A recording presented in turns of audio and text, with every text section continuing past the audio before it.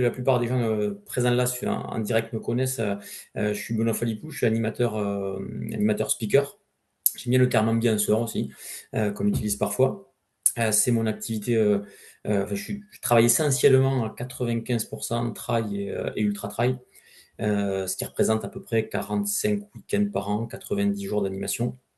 Et je fais ça depuis 2019-2020.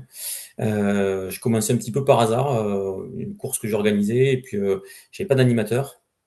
Et du coup, je me suis dit, bah, je vais le faire moi-même. Et puis c'était plutôt plaisant, et je pense que ça a plu à peu près, puisque suite à ça, on m'a proposé d'animer d'autres courses.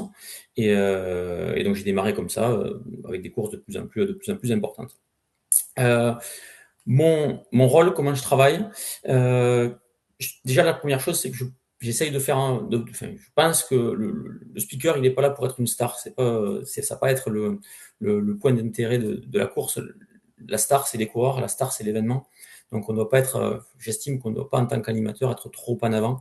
Et on est là juste pour être un vecteur entre l'organisateur et le coureur. On est là pour transmettre euh, l'émotion et transmettre l'idée que l'organisateur se fait de sa course, le transmettre au coureur. C'est voilà, l'un des deux axes de ma philosophie d'animateur. L'autre, c'est vraiment de transmettre, d'accentuer l'émotion des coureurs, d'être au service de l'organisateur pour faire en sorte que le coureur, quand il vit sa course, quand il vit son départ, quand il vit son arrivée, ça décuple son émotion et que ça lui crée des souvenirs un petit peu plus marqués. Donc, c'est les deux axes de ma philosophie. Après, je suis un animateur plutôt dans le côté festif, côté convivial, côté ambiance. C'est d'accentuer ces aspects-là avec une animation dans cette idée-là, toujours avec du sourire, que ça bouge, que ça booste et que ça soit dynamique. Euh, L'un des avantages que j'ai, peut-être par rapport à d'autres, c'est que je suis aussi coureur depuis 20 ans maintenant, en trail, en ultra-trail, en triathlon, même si ça fait longtemps que je n'ai pas fait de triathlon. Et puis je suis co-organisateur d'événements, les trails de Font-Romeu notamment, et l'Altriman Triathlon. Donc ça me permet d'avoir différentes facettes et différentes vues sur l'organisation et sur le monde du sport.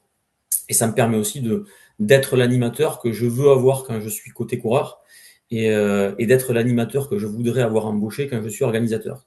Donc j'essaie d'être tout ça, et que ça fasse quelque chose de sympa. Euh, le, Comment je travaille après sur une course, c'est toujours d'étudier la course un petit peu en amont. Je pense que tout le monde fait à peu près ça, c'est rien de très original. Regarder les vidéos des courses, lire les récits des autres coureurs. Euh, Aller sur le parcours aussi, ça c'est peut-être une chose que tout le monde ne fait pas. Je suis équipé d'un fourgon aménagé, donc souvent j'arrive 1 ou 2 jours avant sur les événements, et je vais me balader, je vais courir sur les parcours, donc ça me permet de savoir un petit peu de quoi je parle le lendemain, connaître le terrain, savoir quelles sont les conditions, et c'est quelque chose qui peut être un atout assez intéressant à mon sens. Euh, et ensuite, j'ai une particularité avec les organisateurs. J'envoie toujours quelques jours avant un questionnaire. Ça, c'est mon côté organisateur. Je sais que quand tu es organisateur, tu n'as pas forcément le temps, le jour de la course, tu es dans le jus, tu as 1000 choses à gérer. Tu n'as pas forcément le temps de répondre aux questions de l'animateur. Est-ce qu'il y a des douches? Qui est l'élu présent sur place? Et donc ça, j'essaie de faire le travail en amont avec un petit questionnaire. Ça permet voilà, d'avoir le nom de l'élu qui sera présent et qui va donner le départ ou qui va remettre les prix, de ne pas écorcher son nom comme ça peut être parfois le cas, et avoir toutes les indications, et puis laisser l'organisateur à son rôle principal, à savoir gérer les crises, gérer les petites galères, et puis organiser correctement sa course.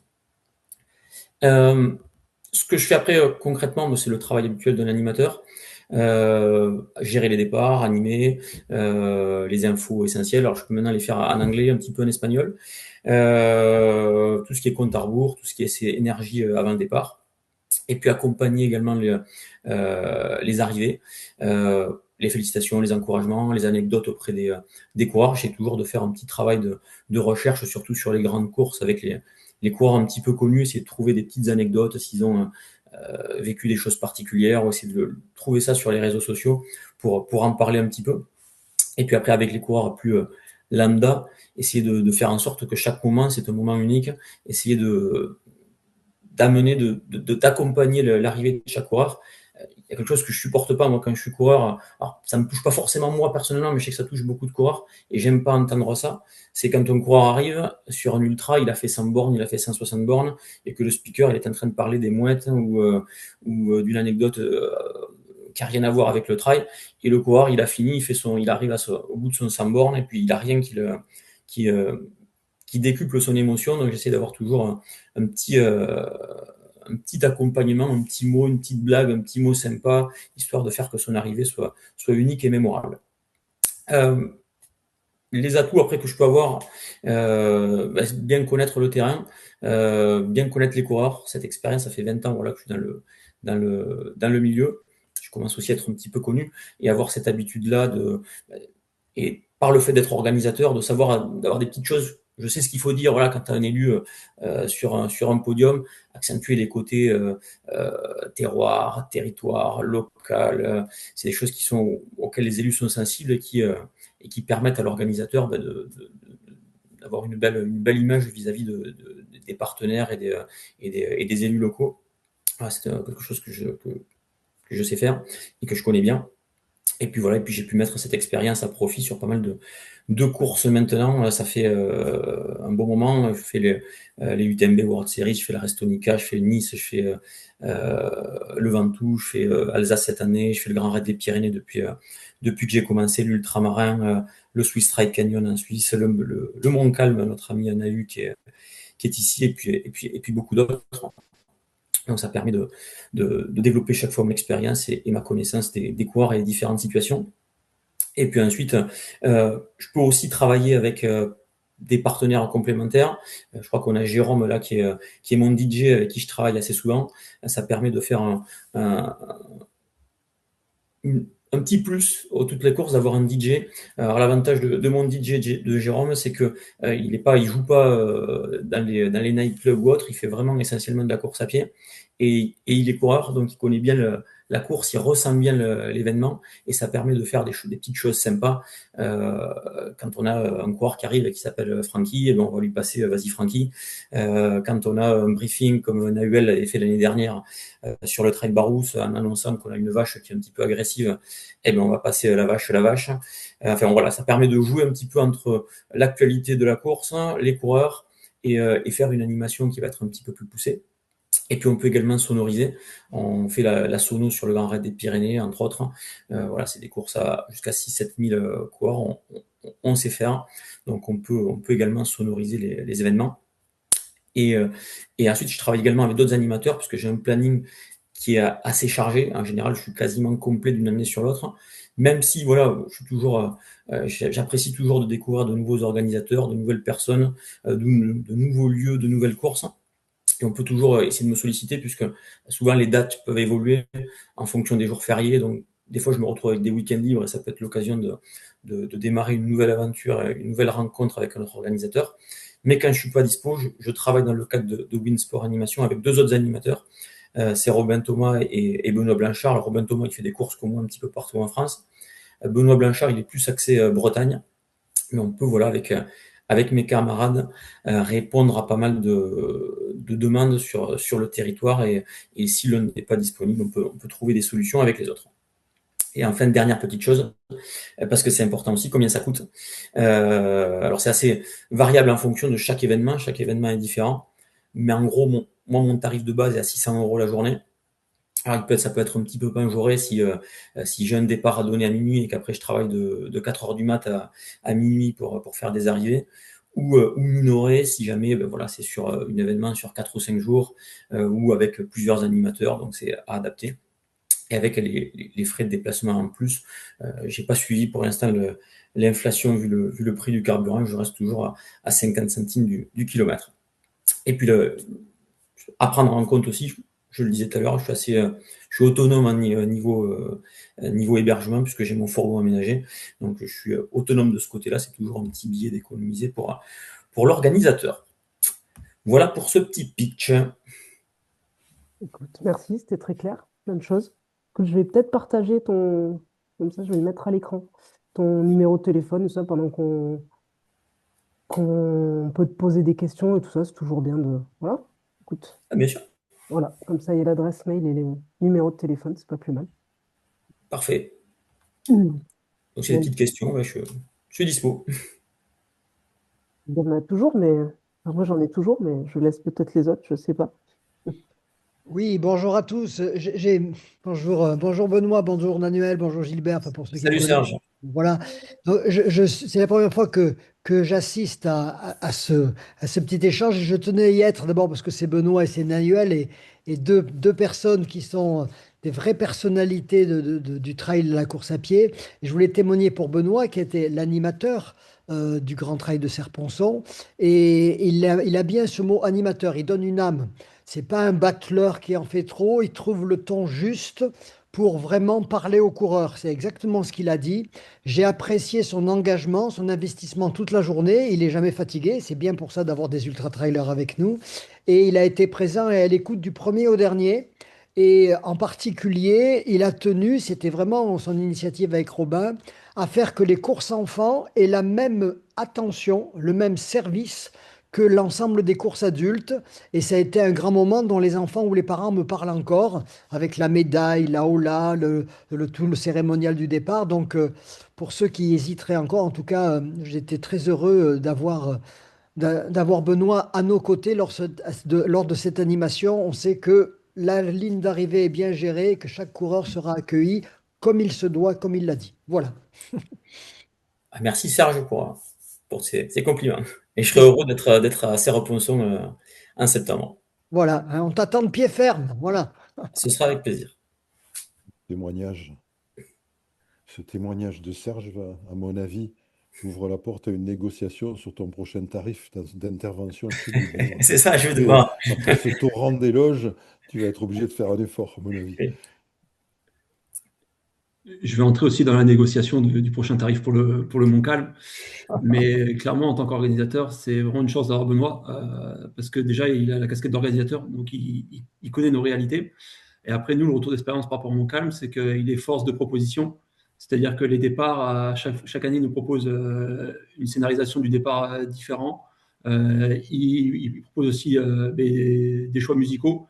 On avait une musique emblématique pour le marathon, mais on n'en avait pas pour la Pika Pika. Et donc, vraiment, d'être force de proposition, c'est vraiment une chance.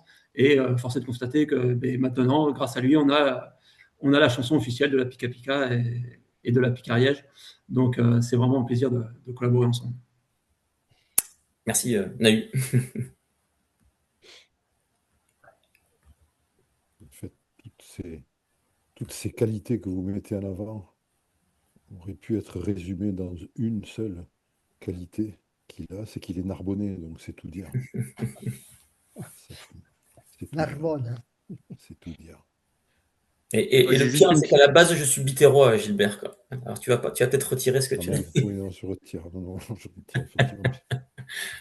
Moi, j'ai une petite question par curiosité. Tu interviens sur toute la France, du coup, ou comment Je tu as des fais régions? quasiment partout en France. J'ai fait le Grand Raid du Finistère, je fais l'ultramarin chaque année, je vais sur Paris 2 fois, je vais sur Alsace, je vais à Nice, je vais en Suisse. Euh, j'ai mon fourgon aménagé, donc ça du coup c'est un atout et je peux me balader un peu partout. Et parfois, alors des fois je le prends pas, c'est en fonction des. Là tu vois, en Alsace, je vais en Alsace aller-retour, j'ai envie de trouver un billet de train à 200 euros, tu vois. Donc ça, on peut. La distance n'est pas forcément et pas un problème. Et oui, je bouge partout en France et mes camarades, que ce soit Robin ou l'autre Benoît Blanchard, peuvent aussi bouger un petit peu partout. Moi, j'ai une question. Est-ce que toi, avec ta sensibilité de coureur aussi, est-ce que dans tes animations, tu donnes une certaine coloration sur l'environnement, sur les co-responsabilités, etc., dans tes animations? Est-ce que ça peut être demandé alors souvent par les organisateurs, mais est-ce que toi, tu as une sensibilité particulière autre que l'environnement qui pourrait transpirer dans tes animations? Alors, moi, j'essaie de m'adapter, comme je disais tout à l'heure. à ce que veut transmettre l'organisateur, et c'est dans l'échange avec lui, il y a des courses qui sont plus axées très vertes, très environnement, et on va accentuer là-dessus. D'autres courses où on est plus sur d'autres sujets, plus techniques, plus compétitifs. Donc ça, je vais m'adapter, et c'est mon travail, c'est notre travail d'animateur de s'adapter, de transmettre, d'être le vecteur de ce que veut transmettre l'organisateur. Après, moi, dans ma personnalité, ce qui peut transparaître, et ce qui va être le trait assez commun à chaque organisation, c'est plutôt le côté ambiance, le côté festif. Je pense que les gens, ils sont aujourd'hui là, quand ils vont faire une course, ils ont on n'a pas toujours une vie facile. Le quotidien est parfois pas simple, et je pense qu'il faut être assez léger. Et le côté ambiance, le côté légèreté, le côté avoir tendance à transparaître de manière principale. Donc c'est plutôt là-dessus que je vais travailler. C'est plutôt la couleur que je vais donner, voilà, le côté léger, le côté festif, le côté animation. Même si certains organisateurs peuvent, voilà, je vais pas faire n'importe quoi, je vais pas sauter partout, mais je vais essayer de garder, voilà, toujours ce côté un peu sympa, un peu convivial. Moi, j'aurais une question, Benoît. Oui. Sur la charge de travail, tu dis que tous tes week-ends sont pris. En parallèle de ça, tu cours. C'est assez fatigant. Comment est-ce que tu gères tout ça sur toute l'année? J'avais entendu dire que Ludovic Collet, lui, avait besoin de souffler par moment. Comment est-ce que tu arrives à articuler tout ça pour durer sur le temps long? Ouais, c'est pas. Enfin, je dis toujours, je préfère ça qu'être à l'usine. Moi, j'ai pas l'impression que ça m'use vraiment. En fait, j'ai même pas l'impression de vraiment travailler en soi. Je suis avec des coureurs, je suis dans un milieu qui me passionne. Euh, Quand je suis sur une course, voilà, il y a un petit peu de fatigue mentale. Des fois, le lundi, en général, je suis un peu sec. Après, dans le reste du temps, ben, je suis assez libre. J'ai la chance, voilà, je travaille les week-ends, je travaille souvent vendredi, samedi, dimanche, ou samedi, dimanche. Du lundi au vendredi, c'est pas les vacances, mais c'est quand même assez cool. Donc, enfin, pour l'instant, ça passe bien. Je le vis plutôt très très bien. Et voilà, je trouve pas ça hyper éprouvant non plus. Alors c'est vrai que des fois, quand tu fais une nuit et que tu attends les derniers à 5 heures du matin, des fois tu peux piquer un petit peu du nez. Mais globalement, ça va. Je le vis pour l'instant très très bien. On va passer de la lumière à l'ombre. Benoît est dans la lumière, moi je suis plutôt dans l'ombre. Donc là, aujourd'hui, je vais vous présenter Poc à Poc Organisation. Voilà, il y a eu une petite coquille parce que j'ai deux sociétés, Poc à Poc Organisation et Poc à Poc Communication. Je vous expliquerai pourquoi aussi. Mais c'est Poc à Poc Organisation qui est membre de France Outdoor que je vais vous présenter maintenant. Donc, qui suis-je? J'ai 41 ans. Je suis un ancien sportif de haut niveau. J'ai voulu faire de ma passion mon métier, qui était le foot. Et j'ai échoué aux portes du professionnalisme, mais ça m'a permis quand même de jouer au niveau national et de coacher aussi au niveau national des jeunes, parce que j'ai toujours aimé le partage. Je me suis blessé à l'âge de 26 ans, et donc comme je jouais uniquement voilà, parce que le foot m'avait trouvé un job, je me suis retrouvé au CERS à Cap-Breton, et là je me suis posé les bonnes questions, donc j'ai décidé d'arrêter le foot et de me consacrer au coaching, mais j'ai pris du poids, j'ai franchi la barre des 100 kilos. Et là, mon père, il m'a dit, il faut quand même que tu fasses quelque chose. J'ai toujours aimé courir et eu des facilités pour courir. Donc, en 2012, mon père m'a inscrit à un trail en Ariège, le trail de Hadan-Dorlu, qui fait 16 km et 1200 mètres de dénivelé. J'ai fini avant-dernier. Et donc, depuis ce jour-là, depuis 2012, j'ai fait du sport tous les jours. Donc, ça a été très vite. Au bout de 6 mois, je faisais les 70 km des Citadelles. Et au bout de 2 ans, je le gagnais. Et donc, très vite, je me suis orienté sur la pratique de l'ultra-endurance en trail pendant 10 ans et après en ultra-cyclisme. Ma vie a un peu basculé en 2018 quand les organisateurs du Challenge du Mont-Calm sont venus me demander d'organiser un ultra en Ariège. Donc, j'ai envoyé la première trace qui faisait mes chemins d'entraînement, qui faisait 110 km et 11 minutes de dénivelé. Je me suis dit que l'organisateur, il m'a dit mais mon pauvre, va te faire interner. Et il m'a dit non, c'est à creuser. Il y a peut-être quelques pics, quelques crêtes à enlever, mais on tient quelque chose. Et de là est née la première édition de la Pika Pika. Donc la Pika Pika, pour contextualiser, c'est un ultra de montagne qui fait 109 km et 11 500 mètres de dénivelé positif et bien sûr négatif. Et donc, j'ai été embauché pendant 8 mois par l'association Cap Montcalm pour créer cette première édition, qui malheureusement n'a pas été à son terme, mais ça, j'y reviendrai.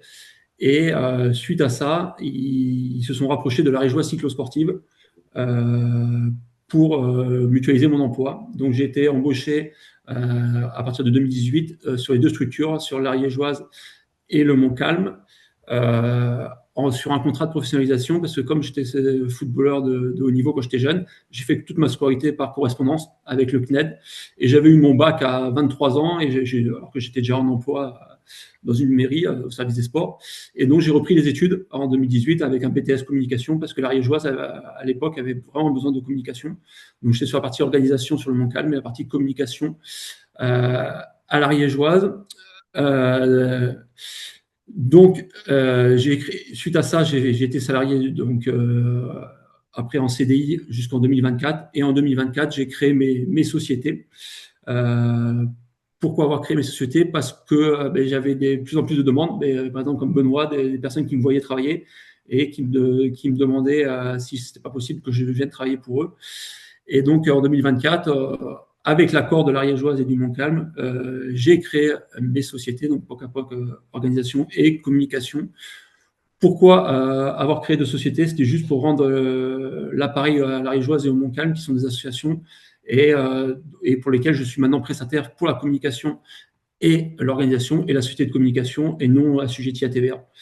Donc voilà, c'était juste pour leur rendre la monnaie de la pièce de la confiance qu'ils m'avaient accordée. Et donc, une approche basée sur l'expérience et la formation continue, c'est que la première Pika Pika n'est pas arrivée à son terme, et la première Ariégeoise n'est pas arrivée à son terme non plus, avec un décès.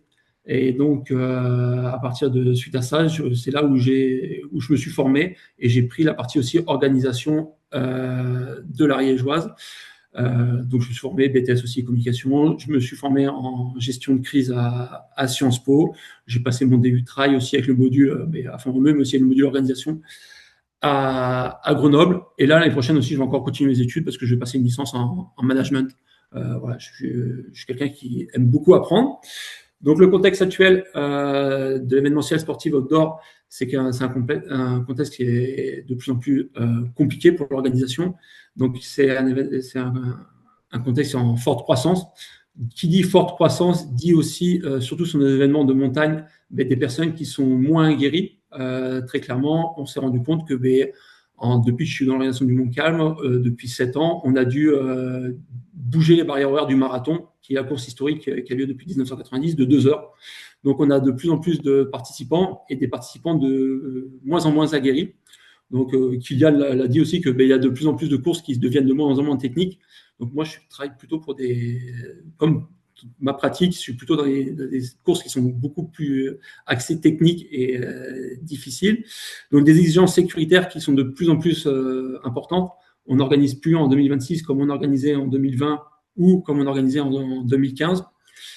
On est face à une complexité réglementaire importante, où il y a plusieurs textes de loi qui se chevauchent les uns aux autres, le Code du sport, le RNDPS, les textes des fédérations délégataires de chaque discipline, et aussi les réalités de chaque préfecture.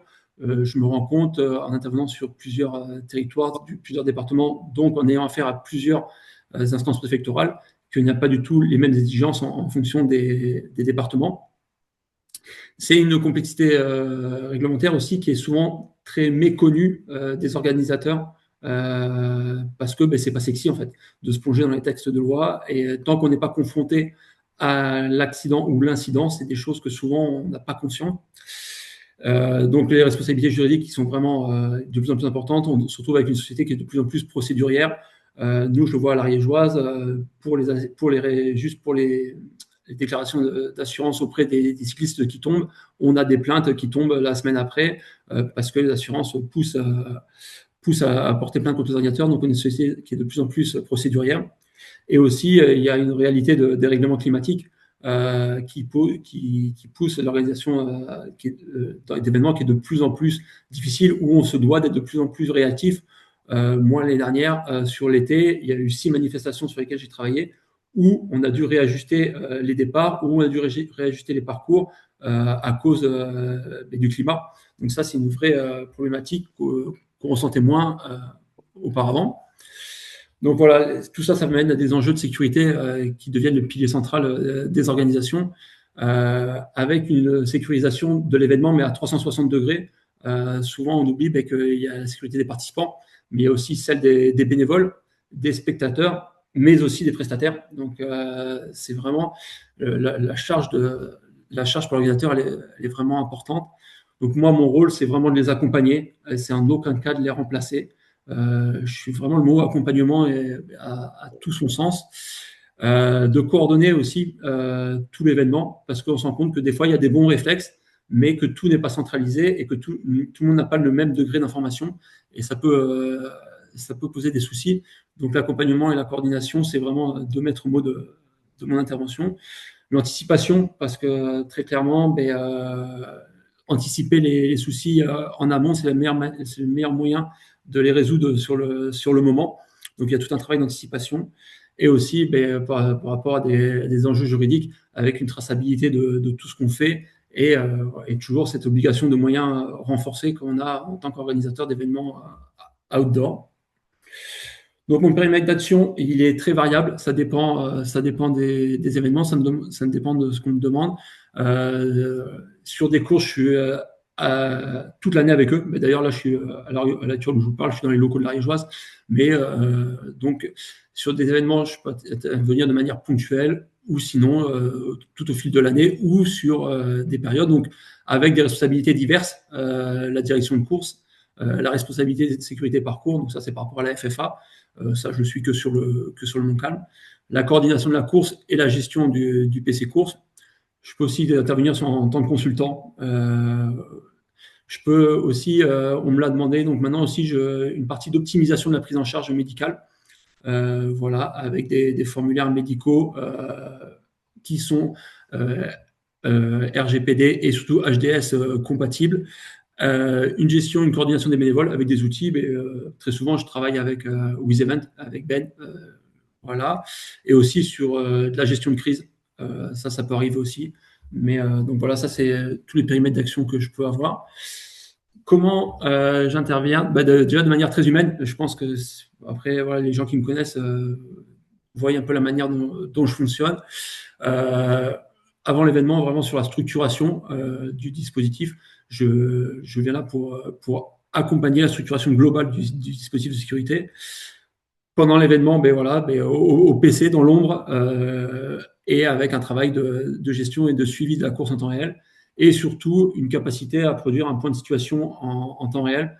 Très souvent, quand on a les élus qui débarquent, ou souvent les instances, les directrices de cabinet d'une préfecture, ou un sous-préfet ou un préfet, ça m'est déjà arrivé dans un PC course, qui nous demande en temps réel, on en est où de la course, combien d'évacuations on a, combien d'abandons. Donc ça, ça fait partie de mon travail, de pouvoir donner un point de situation en temps réel quand on nous le demande, et surtout de tranquilliser l'organisateur. Moi, mon rôle, c'est vraiment ça, c'est que l'organisateur, il gère son événement. Il doit faire aussi toute la partie relations publiques. Il doit être un peu partout. Et moi, en fait, je suis dans l'ombre. Et si je l'appelle, c'est que c'est mauvais signe.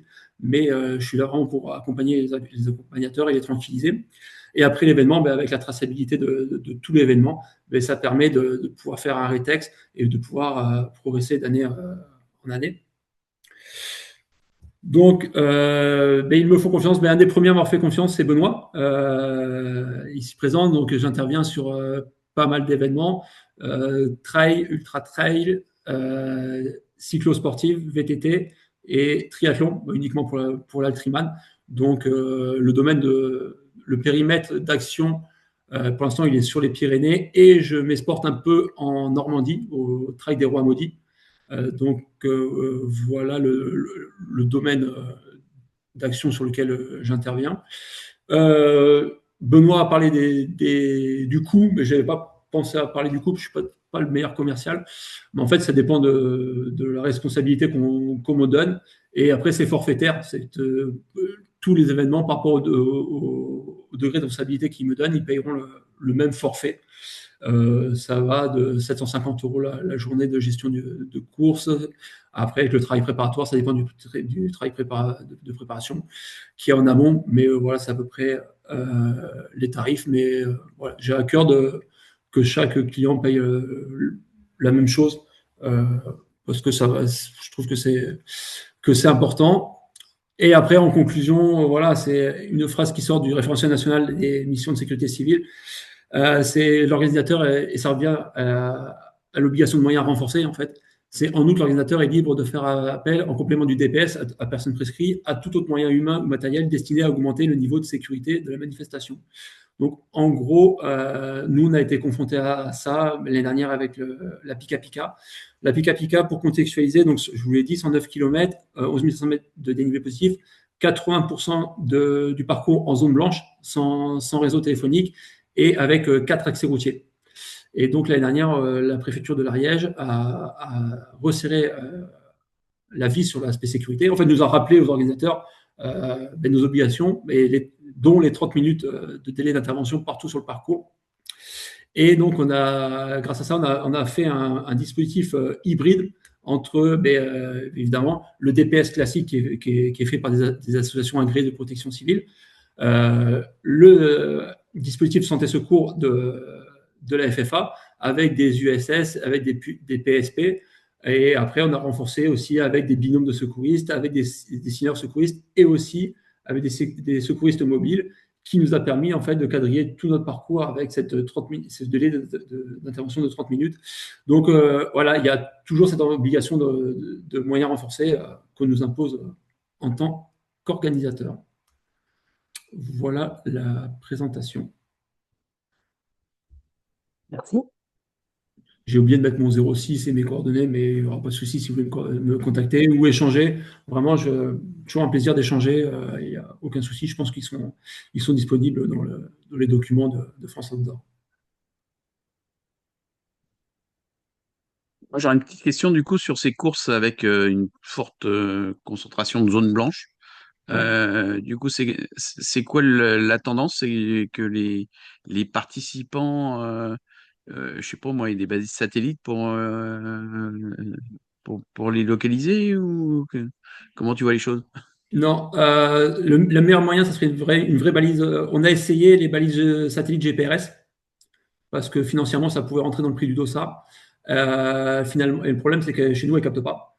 Donc, il faut des balises full GPS.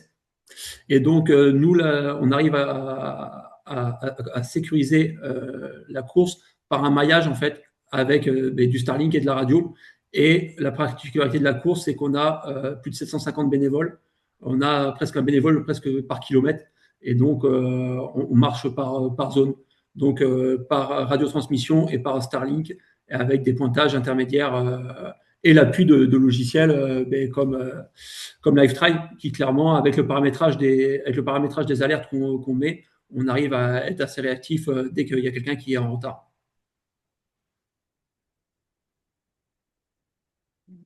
Et clairement, les Starlink nous révolutionnent un peu notre façon de travailler.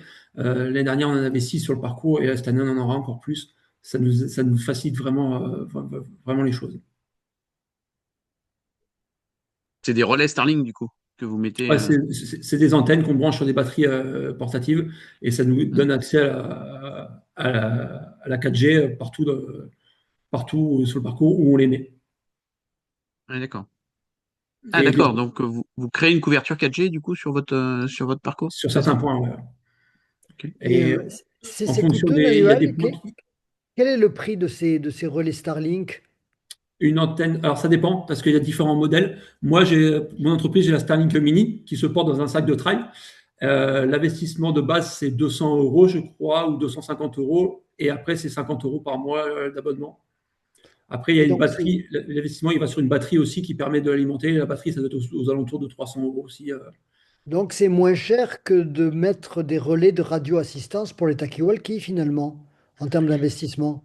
C'est moins cher, mais il y a moins de couverture et on se doit d'avoir des communications doublées, enfin d'avoir 2 systèmes. Donc, c'est vraiment un complément, je trouve, C'est un intéressant à la complément radio. pour fluidifier pour la téléphonie en plus des talkie-walkie et de la radio-assistance. C'est ça, et ça nous permet, par exemple, la traçabilité des bilans de médecins, de remonter, et la gestion des urgences.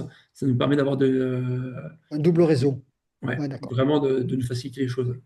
Merci. Oui, très bien. Et juste après, on pourra en discuter peut-être à part, mais est-ce que ça veut dire que le coureur, lui, du coup, il bénéficie aussi d'une couverture 4G quand il est dans la bulle Starlink? S'il le demande, il peut se connecter en Wi-Fi, il peut connecter en Wi-Fi à la Starlink. Ça, il n'y a pas de souci. D'accord. Pour l'instant, on n'a pas eu de demande, ou mes bénévoles n'ont pas fait retour de ça, mais c'est possible que, d'ailleurs, on en met une à disposition, mais des accompagnants sur un point de ravitaillement, il n'y a pas de réseau. On leur met une Starlink à disposition pour qu'ils puissent avoir accès à LiveTry pour savoir où sont leurs coureurs. Ok. Moi, j'avais une petite question sur. Donc, il me semble avoir bien compris que quand tu venais sur une course, tu prenais la main totalement, mais où est la limite en fait entre la recommandation que tu peux faire par exemple à un organisateur et ta responsabilité et la responsabilité opérationnelle? Parce que du coup, Ouais, quand tu fais la... il y a un partage de responsabilités. Moi, j'ai un devoir de conseil, Mhm. mais quoi qu'il arrive, on définit tout mon périmètre d'action lors de la rédaction du contrat. Mais quoi qu'il arrive, in fine, ce sera l'organisateur qui aura la décision finale. Moi, je suis là pour conseiller. Je suis un aide à la prise de décision, en fait. Mais en aucun cas, je prends le contrôle sur l'événement. Voilà, je suis là pour accompagner. Je gère l'événement et s'il y a quoi que ce soit, on se réunit et on définit en amont. C'est comme un plan de gestion de crise en fait. On définit en amont qui prend les décisions.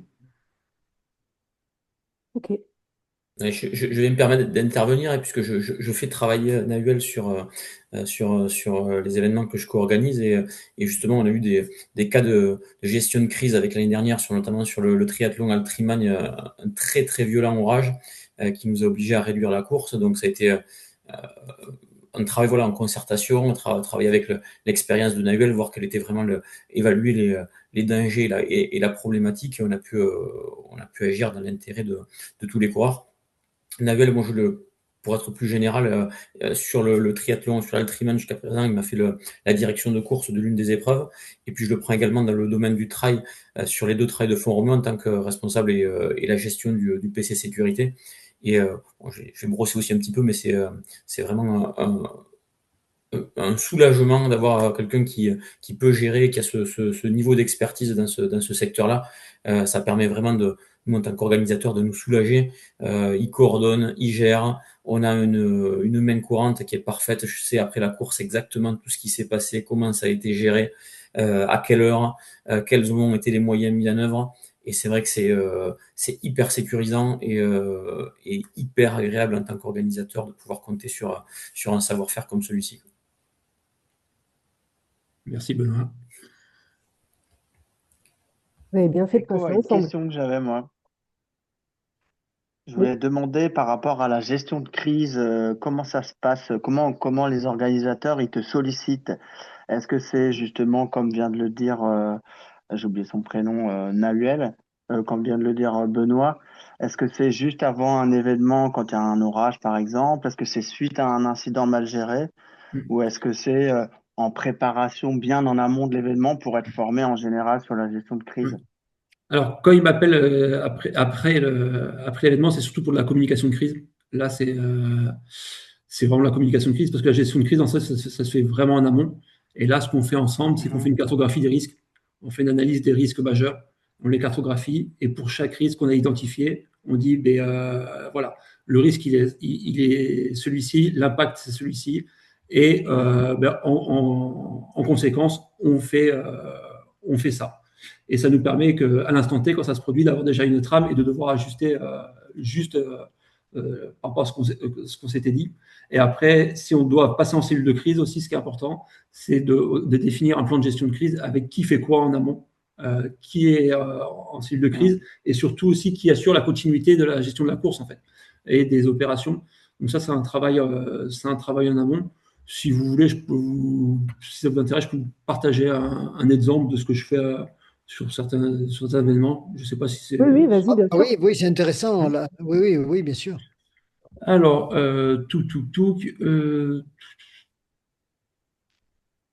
Hmm, je cherche ça, je l'avais pas prévu.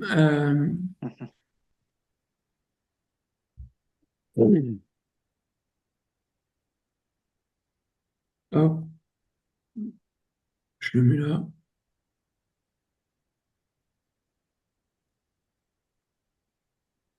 Hop,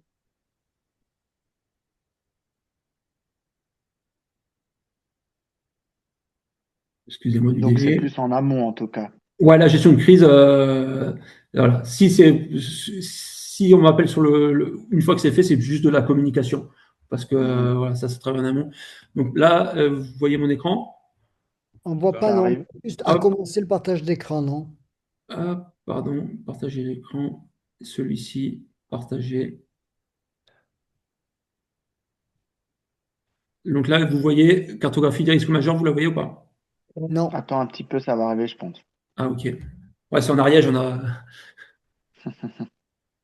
Il faut que tu prennes un Starlink. Ouais. C'est bizarre, d'habitude ça va plus vite que ça quand même. Ouais. Même en Euh, Ariège. Même en Ariège, oui, normalement, ça va plus vite que ça. Pourquoi ça marche pas? Surtout, ça marchait avant. Partager l'écran.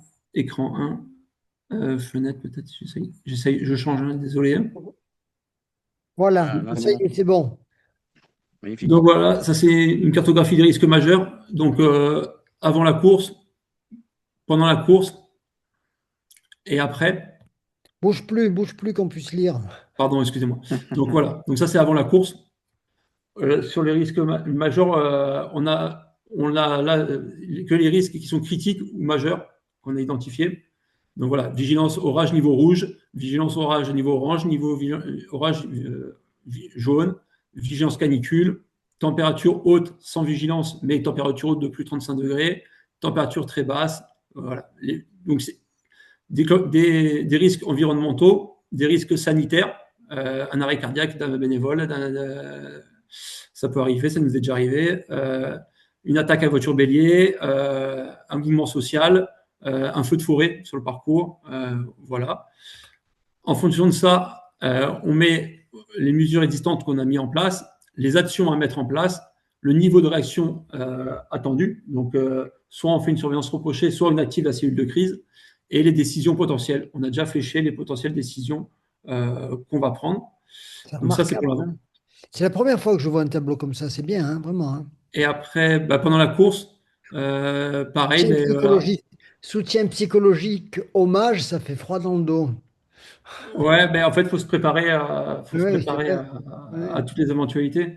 bien sûr. Pour l'avoir vécu non préparé et non formé, euh, je le souhaite à personne. C'est pour ça que encore la semaine dernière, je suis intervenu sur une table ronde sur la sécurité pour briefer les organisateurs, parce qu'il n'y a rien de pire de vivre un drame et de ne pas y être préparé. C'est toi qui l'as créé, Noël, ce tableau? Ouais, c'est moi qui l'ai créé. Après, c'est avec les cours de gestion de crise à Sciences Po. C'est beau, c'est top, hein, vraiment. Après, je suis pas sûr. Potentiellement, il y a des. Je sais que l'UTMB travaille vraiment la gestion de crise et tout ça. Ça serait intéressant d'échanger ensemble. Mais voilà, c'est ma manière de fonctionner. Je pense qu'elle peut être aussi optimisée. Mais après, maintenant, la préfecture de l'Ariège nous le demande. Donc, en plus, si on ne tient pas ce qu'on a dit, Oui, tu te mets une responsabilité supplémentaire avec un tableau que tu dois suivre en cas de problème, ouais. c'est ça. Mais au moins, ça nous permet que quand il y a un problème, de suivre une trame et ça nous facilite vraiment les choses, surtout sous pression. Donc, après, Donc, voilà.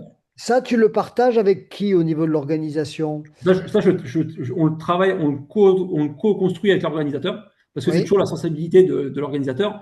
Certains organisateurs, ils vont me dire, moi, j'ai un arrêt cardiaque. L'exemple type, c'est un arrêt cardiaque d'un participant au bout de 5 km. Qu'est-ce que je fais? Et en fait, ce que je leur explique, c'est ça, il faut prendre la décision en amont, en fait.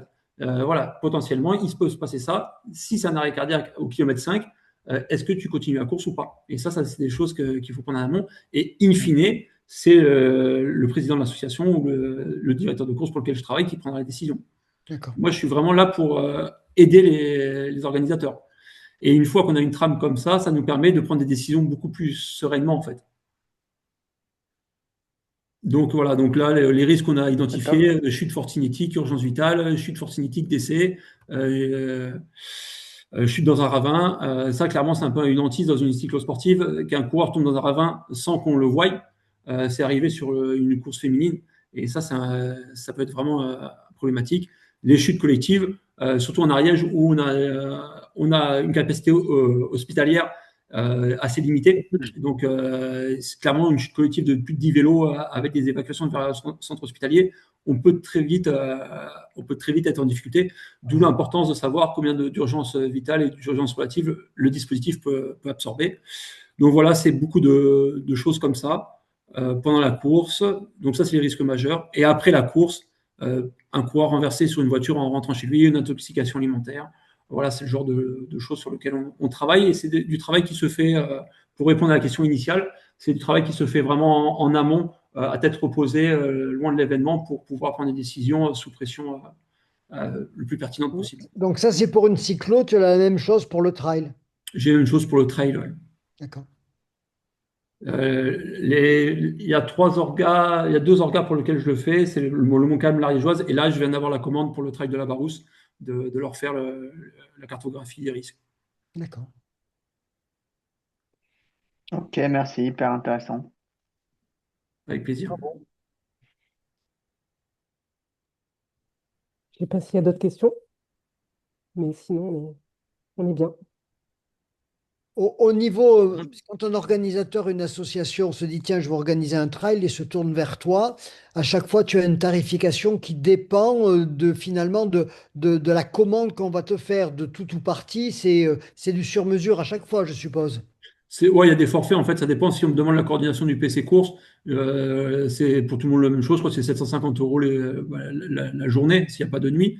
Et après, ça dépend du travail de préparation qui est en amont, parce qu'il y a un gros travail de préparation. Mais voilà, c'est en fonction du niveau de responsabilité, chaque ordinateur paye le même tarif, mais ça dépend. Voilà. Évidemment, quand j'ai l'entière responsabilité de la course, la direction de la course, le tarif il est doublé par rapport à juste la coordination du PC. Par exemple, très concrètement, sur une course comme, je m'excuse, c'est très précis, celle que j'organise, là, le Grand Trail de Serponçon, si je veux me soulager ou être assisté dans la direction de course, tu acceptes de venir faire la direction de course d'une course que tu n'as pas organisée en amont. Oui, en bordurant. Alors, tout dépend du niveau de responsabilité, mais là, clairement, oui, en bordurant le responsabilité de chacun. Là, en fait, mais ça ne sera pas le tarif full de direction de course, mais ça sera un tarif ajusté en fonction de mon niveau de responsabilité, en fait. D'accord, je comprends. Très bien. Mais ouais, c'est aux alentours de 750 € la journée. Ce qui est très raisonnable. Très bien. Ouais, je sais pas, je sais pas, ouais, c'est les tarifs. En fait, comme c'est un métier où j'ai pas, c'est un métier qui est un peu nouveau et que j'ai pas trop C'est un métier qui de... est nouveau et qui demande une vraie appréhension du risque. Parce que la direction de course, c'est d'abord garder la maîtrise de soi, identifier réellement le danger, ne pas interrompre la course à tout moment pour n'importe quoi. Donc, apprécier la situation, trouver la meilleure option possible, animer les équipes, les laisser. Enfin, tu vois, il y a un vrai métier qui s'apprend sur le tas. Tu vois, ça ne peut pas s'apprendre à l'école, la direction de course. Et c'est vrai que c'est rare quand même d'avoir quelqu'un à qui tu peux dire, bah tiens, je vais dormir 5 heures, occupe-toi de la direction de course et de débrancher son taquille, quoi. Donc, on sait que c'est compliqué quand on gère une course, hein, mais quand c'est sur 2 jours et demi sur un ultra, c'est nécessaire. Donc, d'avoir des gens comme toi, je pense que c'est pertinent à proposer en appoint d'une direction de course déjà éprouvée, mais qui veut retrouver un peu de confort d'organisation. Parce que Benoît le sait, tu le sais, c'est très lourd physiquement hein, de porter un événement sur 2 jours, 2 jours et demi. Et multiplier un peu la présence de direction de course permet de s'alléger, mais aussi d'être plus disponible après pour la fête bénévole, plus disponible pour les élus quand ils viennent en fin d'épreuve. Bref, c'est un dispositif auquel je pense pour soulager un peu la direction de course de l'opérationnel, mais c'est très difficile à trouver la bonne personne. C'est clairement, je pense que Benoît le dira, mais c'est aussi la manière pourquoi il m'a recruté, c'est c'est très compliqué de faire confiance à quelqu'un. Et là, moi, entre guillemets, ce qui m'a formé, c'est d'être à l'origine de la course la plus montagneuse qui existe, où on nous a mis une pression énorme.